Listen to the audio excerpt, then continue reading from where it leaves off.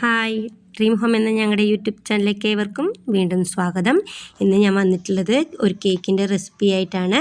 അപ്പോൾ കേക്ക് കാണുമ്പോഴേ മനസ്സിലായിട്ടുണ്ടാവും, റെഡ് വെൽവെറ്റ് കേക്കാണ് ചെയ്യുന്നത്. അപ്പോൾ നല്ല അടിപൊളി സോഫ്റ്റ് ആയിട്ടുള്ള കേക്ക് എങ്ങനെ വീട്ടിലുണ്ടാക്കാമെന്ന് നമുക്ക് നോക്കാം. അപ്പോൾ നമുക്ക് കേക്ക് ഉണ്ടാക്കാൻ തുടങ്ങിയാലോ? അപ്പോൾ നമുക്ക് റെസിപ്പിയിലേക്ക് പോകാം. ഒരു ബൗളെടുത്ത് അതിൻ്റെ മുകളിൽ ഒരു അരിപ്പ് വെച്ച് അതിലേക്ക് 1.5 കപ്പ് മൈദയാണ് ഞാൻ എടുക്കുന്നത്. 1 കിലോ കേക്കിന് 1.5 കപ്പ് മൈദ കണക്കിനാണ് എടുക്കുന്നത്. അതിലേക്ക് 1 ടീസ്പൂൺ ബേക്കിംഗ് പൗഡറും 1 ടീസ്പൂൺ കോൺഫ്ലവറും കൂടി ചേർക്കുന്നുണ്ട്. പിന്നെ ഒരു പിഞ്ച് ഉപ്പും കൂടി ചേർത്ത് അതിൽ നന്നായി മിക്സ് ചെയ്യുക. ഞാനിതിൽ ബേക്കിംഗ് സോഡ ചേർക്കുന്നില്ല, പകരം ബേക്കിംഗ് പൗഡർ മാത്രമാണ് ചേർക്കുന്നത്. എന്നിട്ട് നന്നായിട്ടൊരു വിസ്ക് കൊണ്ട് മിക്സ് ചെയ്യുക, അല്ലെങ്കിൽ അരിപ്പിൽ തന്നെ ഒരു 3 പ്രാവശ്യം മിക്സ് ചെയ്യണം. അപ്പോൾ ഇതിനകത്ത് ഞാൻ കൊക്കോ പൗഡർ ഇടാൻ മറന്നുപോയി, അതുകൊണ്ട് വീണ്ടും കൊക്കോ പൗഡർ ഇടുന്നുണ്ട്. അതൊരു 1/4 ടീസ്പൂൺ ലൈറ്റ് കൊക്കോ പൗഡറാണ് ചേർക്കുന്നത്. നന്നായിട്ട് മിക്സ് ചെയ്യുക. നന്നായിട്ട് മിക്സ് ചെയ്യണം, ഇല്ലെങ്കിൽ കട്ട പിടിച്ച് കിടക്കാൻ സാധ്യതയുണ്ട്. അതുകൊണ്ട് 1-2 തവണ അരിച്ചെടുത്താലും നന്നായിരിക്കും. അടുത്തതായിട്ട് വേണ്ടത് ബട്ടറാണ്. അൺസാൾട്ട് ബട്ടറാണ് നമ്മൾ ഇതിന് യൂസ് ചെയ്യുന്നത്. അപ്പം 1 കിലോ കേക്കിന് 100 ഗ്രാം കണക്കിനാണ് എടുക്കുന്നത് അളവ്. ഇത് നന്നായിട്ട് ബീറ്റ് ചെയ്തെടുക്കണം. ബട്ടർ നന്നായിട്ട് ബീറ്റ് ചെയ്തിട്ടുണ്ട് ഞാൻ. ഇനി ബീറ്റ് ചെയ്തതിന് ശേഷം മിക്സ് ചെയ്ത ഈ ബട്ടറിലേക്ക് നമുക്ക് 1 കപ്പ് പൊടിച്ച പഞ്ചസാര ചേർത്ത് കൊടുക്കാം. അത് കുറേശ്ശെ ചേർത്ത് നന്നായിട്ട് ബീറ്റ് ചെയ്ത് എടുക്കണം. ഒറ്റയടിക്ക് ഇട്ട് കൊടുക്കരുത്, കുറേശ്ശെ ഇട്ട് കൊടുത്തിട്ട് ബീറ്റ് ചെയ്യുക. അങ്ങനെ ബട്ടറും പൊടിച്ച പഞ്ചസാരയും നന്നായിട്ട് മിക്സ് ചെയ്തിട്ടുണ്ട്. ഇനി ഇതിലേക്ക് മുട്ട ചേർത്ത് കൊടുക്കണം. 3 മുട്ടയാണ് ഞാൻ ഇതിനകത്ത് ചേർക്കുന്നത്. ഈ 3 മുട്ട ഓരോന്നായിട്ട് വേണം പൊട്ടിച്ചൊഴിക്കാൻ. ഒരു കാരണവശാലും 3 ഒരുമിച്ച് ഒഴിക്കാൻ പാടില്ല. അപ്പം നമ്മൾ ഈ ബട്ടറെല്ലാം കൂടി ഒരു പിരിഞ്ഞ പോലെ ആയിപ്പോവും. അതുകൊണ്ട് ഓരോന്നായിട്ട് പൊട്ടിച്ച് ഒന്ന് മിക്സ് ചെയ്യുക. അത് കഴിഞ്ഞ് വീണ്ടും പൊട്ടിക്കുക, വീണ്ടും മിക്സ് ചെയ്യുക. അങ്ങനെ 3 പ്രാവശ്യമായിട്ടാണ് ചേർക്കുന്നത്. ഇത് നമുക്ക് പൊട്ടിച്ച് ചേർത്ത് കൊടുക്കാം.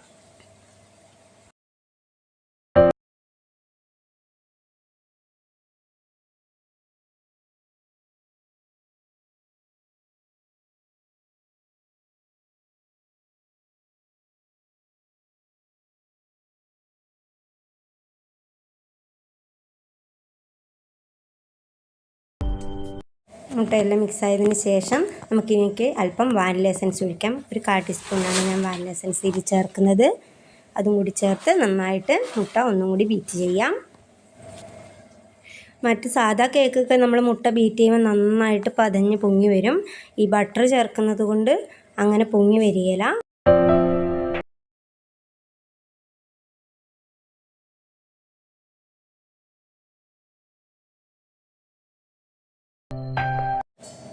അടുത്തതായിട്ട് ഇതിലേക്ക് അല്പം പുളിയില്ലാത്ത തൈര് ചേർത്ത് കൊടുക്കുക. പുളി ഒട്ടും പാടില്ല, പുളിയില്ലാത്ത തൈര് ചേർത്ത് കൊടുക്കാം.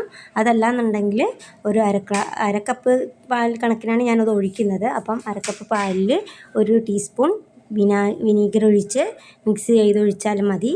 അതൊരല്പസമയം വെക്കണം എന്നേ ഉള്ളൂ. ഒരു 10 മിനിറ്റോളം പാലിൽ വിനീഗർ ഒഴിച്ച് വെച്ചതിന് ശേഷം ഇതിലേക്ക് ചേർക്കാം. ഇല്ലെങ്കിൽ പുളിയില്ലാത്ത തൈരുണ്ടെങ്കിൽ അതായാലും മതി. അതും കൂടി ചേർത്ത് കൊടുക്കണം. അതിനുശേഷം നമുക്ക് ഇതിന് വേണ്ട കളർ ആഡ് ചെയ്യാം. റെഡ് വെൽവെറ്റിന് റെഡ് കളർ കിട്ടുന്നത് ഞാനിപ്പോൾ ചേർക്കുന്ന മാജിക് റെഡാണ്. അതിൻ്റെ 5-6 തുള്ളി ചേർത്ത് നമുക്കിതിൽ മിക്സ് ചെയ്യാം. അതിനുശേഷം നമ്മൾ നേരത്തെ അരിച്ചു വെച്ച പൊടി കുറേശ്ശെ ഇതിൽ ചേർത്ത് കൊടുക്കാം.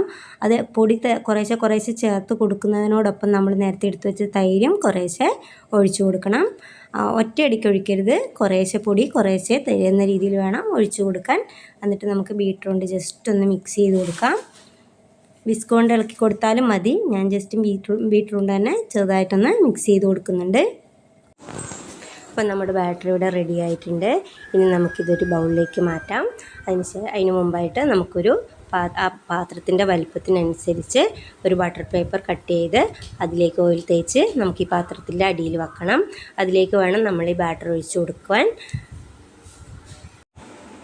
ബാറ്റർ ഒഴിച്ചതിന് ശേഷം നമുക്ക് ഈ പാത്രത്തിനെ ഒന്ന് തട്ടിക്കൊടുക്കണം. ഇല്ലെങ്കിൽ ഈ ബാറ്ററിൻ്റെ ഉള്ളിലുള്ള ബബിൾസ് പൊങ്ങി വന്ന് അത് നമ്മൾ കേക്കൊക്കെ ആക്കി കഴിയുമ്പോൾ അതിൻ്റെ ഉള്ളിൽ ഇങ്ങനെ കുഴി പോലെ ഉണ്ടാവും. അങ്ങനെ ആവാതിരിക്കാൻ വേണ്ടിയിട്ടാണ് ഒന്ന് തട്ടിക്കൊടുക്കണം എന്ന് പറയുന്നത്.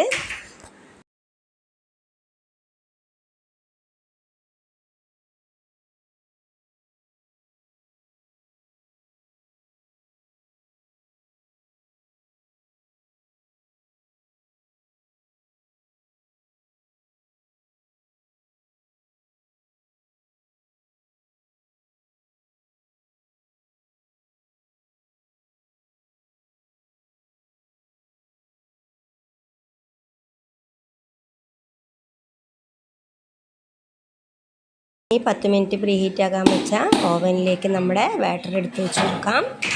170 ഡിഗ്രി ചൂടിലാണ് ഞാനിത് വെക്കുന്നത്. താഴത്തെ കോയിൻ മാത്രമേ ഞാൻ ഓണാക്കുന്നുള്ളൂ, മുകളിലത് ഓണാക്കുന്നില്ല. ഇനി ഒരു ടൈം വെക്കുന്നത് ഒരു 45 മിനിറ്റാണ് ടൈം വെക്കുന്നത്. അത് 45 മിനിറ്റ് കഴിയുമ്പം നമുക്ക് ഇത് തുറന്ന് നോക്കിയിട്ട് വെന്തിട്ടുണ്ടെങ്കിൽ പിന്നെ അന്നേരം എടുക്കാം. അഥവാ വെന്തിട്ടില്ലെങ്കിൽ ഒരു 10 മിനിറ്റ് കൂട്ടി കൊടുക്കാവുന്നതാണ്. അപ്പം നമ്മുടെ കേക്ക് ഇവിടെ റെഡി ആയിട്ടുണ്ട്. 45 മിനിറ്റ് തന്നെ എൻ്റെ കേക്ക് റെഡി ആയിട്ടുണ്ട്. ഒരു ടൂത്ത് പിക്ക് കൊണ്ടൊന്ന് കുത്തി നോക്കി, അതിൻ്റെ അറ്റത്ത് ഒട്ടും പറ്റിയിട്ടില്ല. അപ്പം നമ്മളെ കേക്ക് കറക്റ്റ് തന്നെയാണ്. ഇനി നമുക്കിത് തണുക്കാൻ വെക്കാം.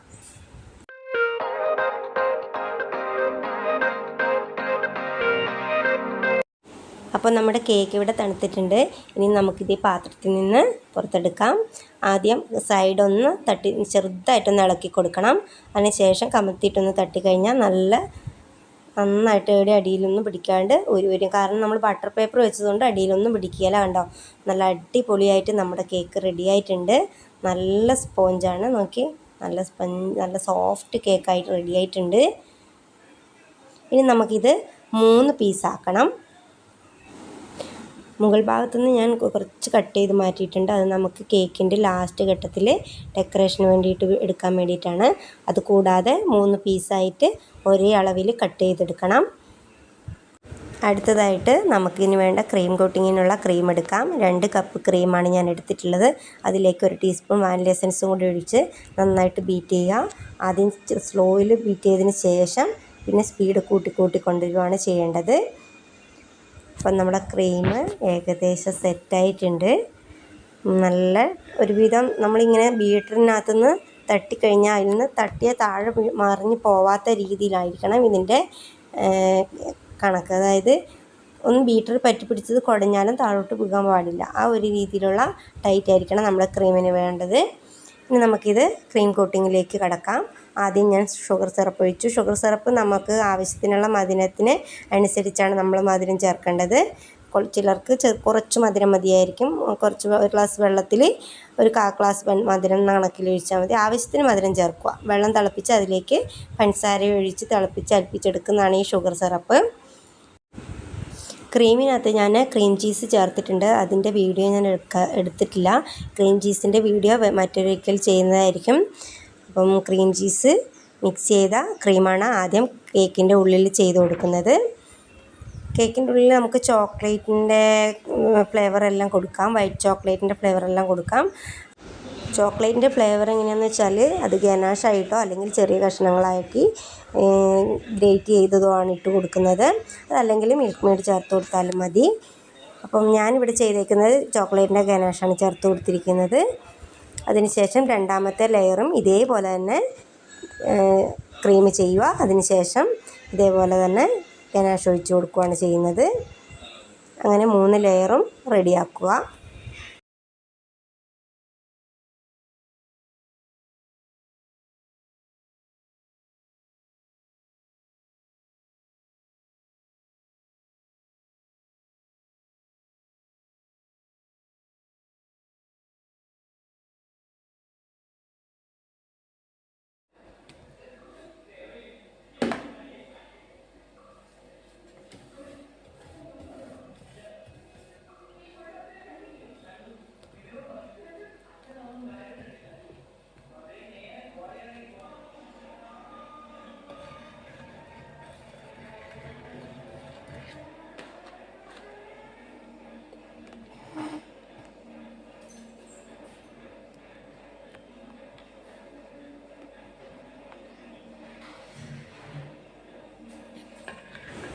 ഫസ്റ്റ് ക്രീം കോട്ടിങ് കഴിഞ്ഞതിന് ശേഷം വേണം രണ്ടാമത് ലാസ്റ്റ് ഘട്ടത്തിൽ ക്രീം കോട്ടിങ് ചെയ്യുമ്പോൾ പുറത്തെടുത്തിട്ട് വേണം ക്രീം കോട്ടിങ് ചെയ്യാൻ. ഇല്ലെങ്കിൽ നമ്മുടെ ഈ കേക്കിൻ്റെ പൊടിയെല്ലാം ഇങ്ങനെ പുറത്തോട്ട് വരും. അതുകൊണ്ട് ആദ്യം ചെറുതായിട്ടൊന്ന് ക്രീം കോട്ട് ചെയ്ത് ഫ്രിഡ്ജിൽ ഒരു അരമണിക്കൂർ വെച്ചതിന് ശേഷം രണ്ടാമത്തെ ക്രീം കോട്ട് ചെയ്യാനെടുക്കണം.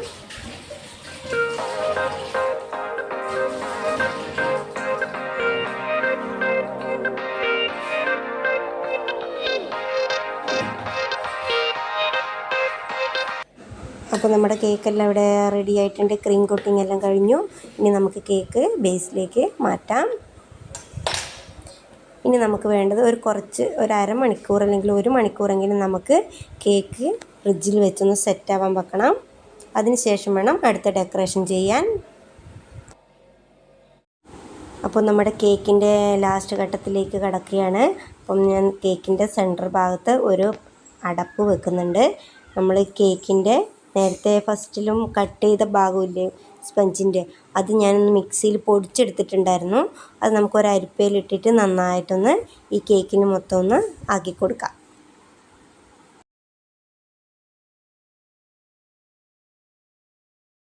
അതിനുശേഷം നമ്മൾ ആ മുകളിൽ വെച്ച പാത്രമെല്ലാം ഒന്ന് മുകളിൽ നിന്ന് പൊക്കിയെടുക്കണം. അപ്പോൾ ഇനിയിപ്പോൾ ഈ നടുക്കാണ് നമ്മൾ പേരൊക്കെ എഴുതാനുണ്ടെങ്കിൽ എഴുതേണ്ടത്. അതിന് മുമ്പ് നമുക്ക് ഈ സൈഡിൽ ഒരു ചെറിയ ക്രീമിൻ്റെ ഒരു ചെറിയ ഡെക്കറേഷൻ കൊടുക്കാം. അപ്പം നമ്മൾ ബേസിൻ്റെ സൈഡിലെല്ലാം പറ്റിപ്പിടിച്ചത് നമ്മൾ ക്ലീൻ ചെയ്ത് നീറ്റാക്കാം. അപ്പം ഈ നോസിലിട്ടിട്ട് ആ റെഡ് കളറിന് റൗണ്ടിന് ചുറ്റും ചെറിയൊരു ഡെക്കറേഷൻ ചെയ്ത് കൊടുക്കുകയാണ്. അപ്പോൾ നമ്മുടെ കേക്കിൻ്റെ ഏകദേശ വർക്കൊക്കെ പൂർത്തിയായിട്ടുണ്ട്. അപ്പോൾ ലാസ്റ്റ് ഘട്ടത്തിലേക്കാണിപ്പോൾ കേക്കിൻ്റെ വർക്കുകൾ ചെയ്യുന്നത്. അപ്പോൾ റെഡ് വെൽവെറ്റ് കേക്ക് ഇതെനിക്കൊരു കസ്റ്റമർ ഓർഡർ തന്നതാണ്, അതുകൊണ്ട് കട്ട് ചെയ്ത് കാണിക്കാൻ കഴിയില്ല. അപ്പോൾ നല്ല ടേസ്റ്റുള്ളൊരു കേക്കാണ് ബട്ടർ കേക്ക്. ബട്ടർ കേക്കിന് നല്ല സോഫ്റ്റുമാണ്, മറ്റേ കേക്കുകളെ പോലെ നല്ല സോഫ്റ്റാണ്. കഴിക്കാനും എനിക്ക് ഭയങ്കര ഇഷ്ടമുള്ളൊരു കേക്ക് എനിക്ക്. അപ്പോൾ എല്ലാവരും ഈ കേക്കൊന്ന് ചെയ്ത് നോക്കണം. അപ്പോൾ ഇനിയും പുതിയ പുതിയ കേക്കുകളുടെ വീഡിയോസ് ഞാൻ ഇടുന്നതായിരിക്കും. പെട്ടെന്ന് വരുന്ന ഓർഡറുകളൊക്കെ ആയതുകൊണ്ട് ചില കേക്കുകൾ എനിക്ക് ഇടാൻ സാധിക്കുന്നില്ല. വീഡിയോസ് എടുക്കാനുള്ള ഒരു ബുദ്ധിമുട്ട് കൊണ്ട് എനിക്ക് ഇടാൻ പറ്റാറില്ല. ഒരുപാട് ആൾക്കാർ എന്നോട് ചോദിക്കുന്നുണ്ട്, നിനക്ക് കേക്കിൻ്റെ വീഡിയോസ് എടുത്തൂടെ, നീ കേക്ക് ചെയ്യുന്നതല്ലേ, അപ്പോൾ നിനക്ക് കുറച്ചുകൂടെ കേക്കിൻ്റെ വീഡിയോസൊക്കെ ഇട്ടൂടെ എന്നൊക്കെ ചോദിക്കാറുണ്ട്. പക്ഷേ കേക്ക് ചെയ്യുന്ന സമയത്ത് നമുക്ക് വീഡിയോസ് എടുക്കുമ്പം ബുദ്ധിമുട്ടായതുകൊണ്ടാണ് എടുക്കാത്തത്.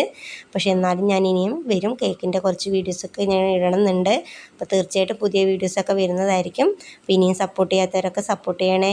പുതിയൊരു വീഡിയോ ആയിട്ട് വരുന്നത് വരെ ബായ്.